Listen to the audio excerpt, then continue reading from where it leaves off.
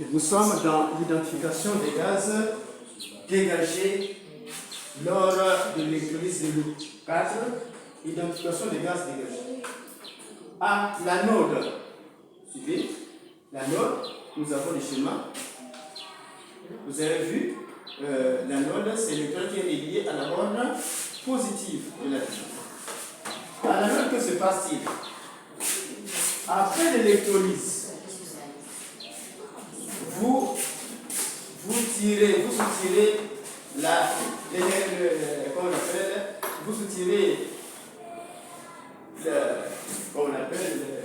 le tube à essai. Donc vous soutirez le tube à essai et vous bouchez.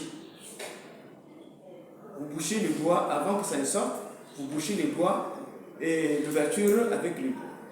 Et vous allumez une bûchette d'allumettes.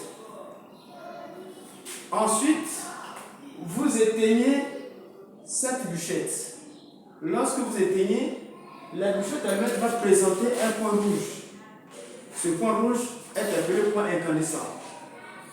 Et vous retournez l'ouverture du tube à essai vers le haut.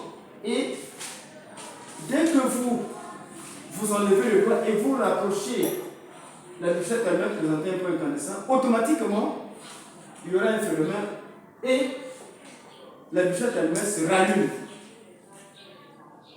Donc, la bûchette présentait seulement un point incandescent et dès que vous approchez là, il y a une flamme qui apparaît. Alors ici, c'est quel gaz finalement? Donc, cela veut dire que le gaz qui se dégage favorise la combustion. Quel est ce gaz qui favorise la combustion? Quel est ce gaz qui permet de brûler? C'est le dioxygène. Donc, d'où on dit que à l'anode, il se dégage le dioxygène. Donc, voici la formule chimique du dioxygène. Et à la cathode, là aussi c'est pratiquement la même chose. C'est la même chose. Vous soutirez le tube à essai et vous apportez une bûchette allumette, une bûchette allumette présentant une flamme. Dès que vous approchez cette flamme à l'ouverture du tube, automatiquement ce gaz s'enflamme en présentant une légère explosion. Plaf! Donc, comparable lorsque vous allumez le gaz de cuisine, lorsque vous allumez le butane. Donc, c'est pratiquement la même explosion. Plaf!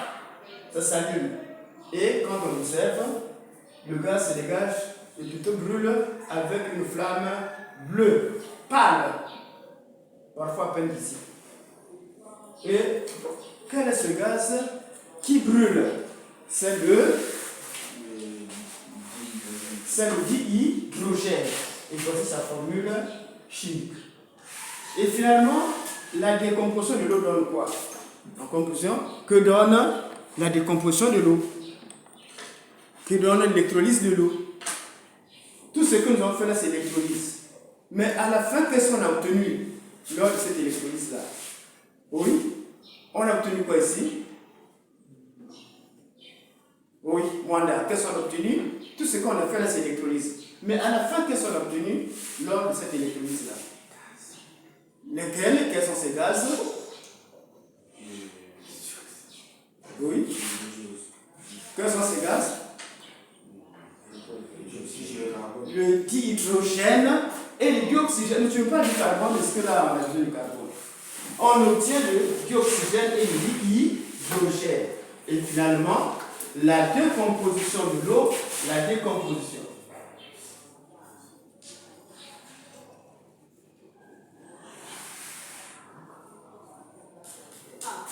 De l'eau donne le dihydrogène.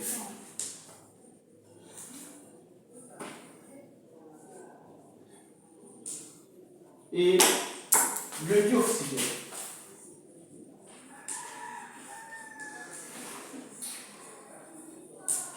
Et on va passer maintenant des réactions chimiques. Donc on est là, des réactions chimiques. Ici, réactions chimiques.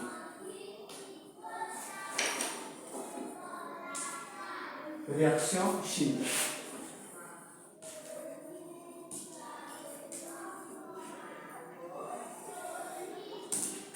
Alors, la réaction chimique, c'est laquelle ici?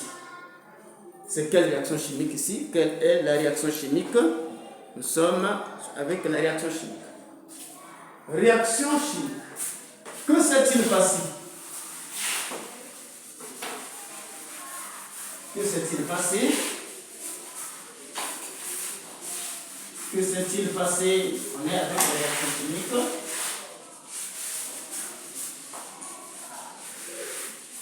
On peut dire que l'eau s'est décomposée. L'eau s'est décomposée pour donner quoi ici? Le dihydrogène et le dioxygène. Donc on véhicule. L'eau se décompose pour donner le dihydrogène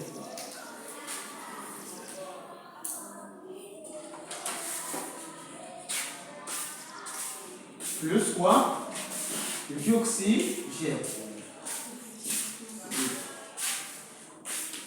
Voilà, c'est ça notre réaction chimique.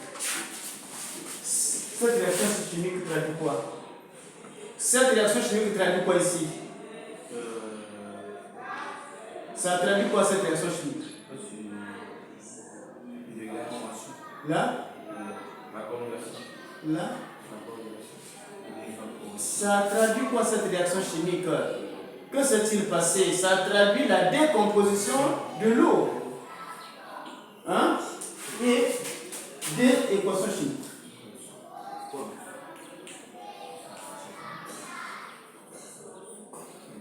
Équation chimique. Équation chimique.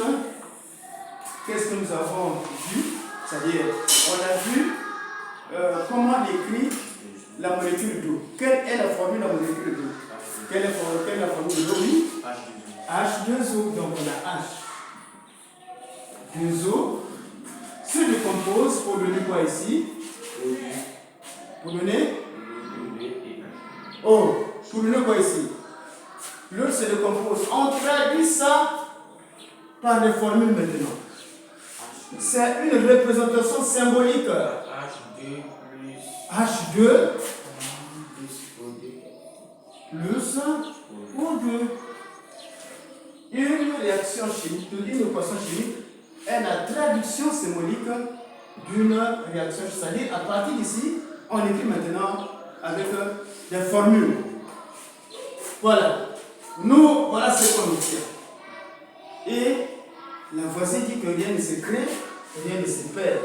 Il n'y a que de transformation.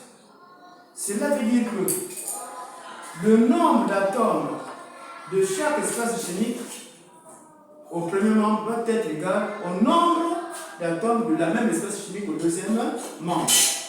Et ça nous conduit à équilibrer une équation. On voit d'abord au niveau de l'hydrogène. On a combien d'atomes d'hydrogène ici?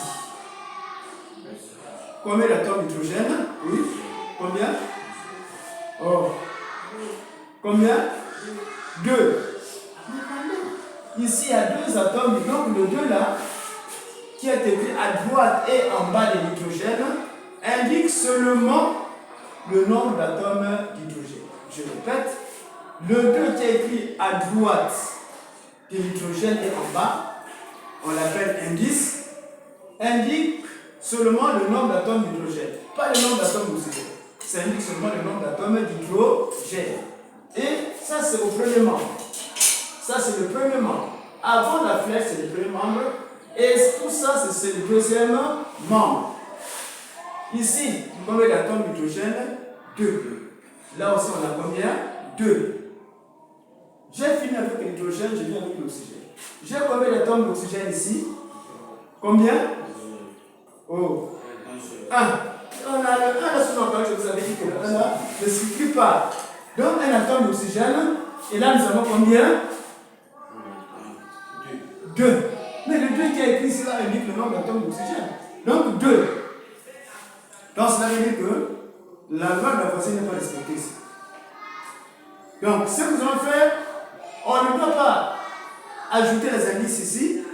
On ne peut pas modifier parce que quand vous écrivez des indices, par exemple si je mets 2 ici, vous modifiez la formule de l'eau. Ce qu'il faut faire, c'est placer seulement les coefficients devant chaque corps.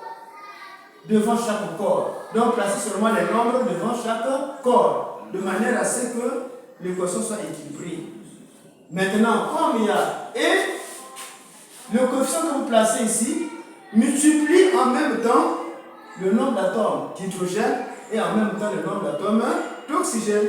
Maintenant, comme il y a 2 ici, là pour avoir 2, qu'est-ce que je vais faire au niveau d'ici?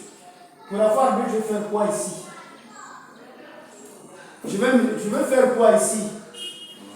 Oui? On va? Mais pourquoi pas l'autre correctement? On va multiplier par comme ici. Par 2, on met 2 ici.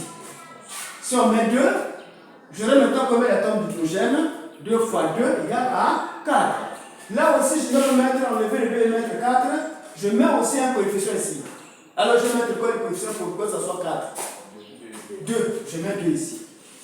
En plus, je mets 2 égale 1. De sorte que je prends l'hydrogène, 2 fois 2 égale à 4. Là aussi, 2 fois 2 égale à 4. L'oxygène, plus qu'il y a 1 ici, 2 fois 1 égale à 2. Là aussi, 2 fois 1 égale à 2. 1 fois 2 égale à 2. Est-ce que c'est compris? Je regarde maintenant ici. On avait dit que la masse molaire moléculaire de l'eau, c'était combien? 36 grammes par mol. Quand on a vu la molécule d'eau, hein? C'est 36 grammes par mol. Les coefficients que vous placez ici, suivez, les coefficients que vous placez ici traduisent en même temps le nombre de moles ou encore le nombre de molécules. Si je parle en termes de moles, je peux dire 2 moles d'eau. Ce sont 2 composés pour donner 2 moles d'hydrogène et 1 mole d'oxygène. Nous avons ici 2 moles d'eau, ça équivaut à quelle masse? Ça équivaut à quelle masse? On a vu qu'une mole d'eau avait une masse de 18 grammes. Mais on a combien de moles ici? On a 2 moles. Et ça fait quelle masse ici? Ça donne quelle masse? Combien? Parle correctement. Hein? Pourquoi si c'est faux, est-ce qu'on va te couper? Ça fera quelle masse ici? Je dis bien oui, combien? 32. Comment tu as fait pour trouver 32? 36 grammes. Voilà. Et ici, nous avons un gaz. On va parler en termes de volume. Et si c'est 36 grammes ici, alors ça sera quelle masse de dioxyde d'hydrogène ici? Ça sera 4 grammes d'abord. Et là, ça fera 32 grammes pour respecter la loi de la force. Les 2 moles d'hydrogène vont occuper un volume de 44, c'est-à-dire 44,8. Et là, c'est 22,4 litres. Voilà. Et on peut raisonner en termes. Si on décompose 36 grammes d'eau, on obtient 4 grammes d'hydrogène et 32 grammes d'oxygène. Ou encore, si on décompose 36 grammes d'eau, on obtient 44,8 litres d'hydrogène et 22,4 litres d'oxygène. Comment j'ai fait pour trouver 44,8? C'est parce que dans les conditions normales de température et de pression, le volume molaire d'un gaz est égal à 22,4 litres. Donc j'ai combien ici? J'ai 2 moles. Donc je multiplie 22,4 fois 2 et je trouve 44,8 litres. Là aussi j'ai 1 mole, donc ça fait 22,4 litres. Maintenant comparez ici les deux volumes. 44,8 et 22,4 litres. Qu'est-ce qu'on peut dire? Regardez en proportion comment sont les deux. Si vous faites des mathématiques, comment sont les deux? Pour avoir 44,8 litres, on a fait son affaire à partir de 22,4 litres.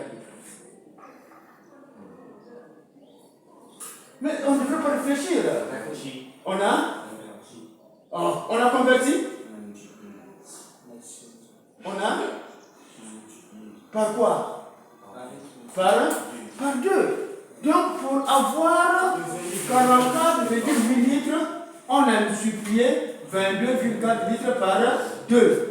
D'où, à partir de là, on peut dire que le volume de dihydrogène est égal à 2 fois le volume d'oxygène. Voilà. Et ceci implique que le volume d'oxygène est égal au volume de l'hydrogène divisé par 2. Voilà, c'est tout. C'était pour que on arrive là. Allez, notez d'abord. On va passer à une autre application.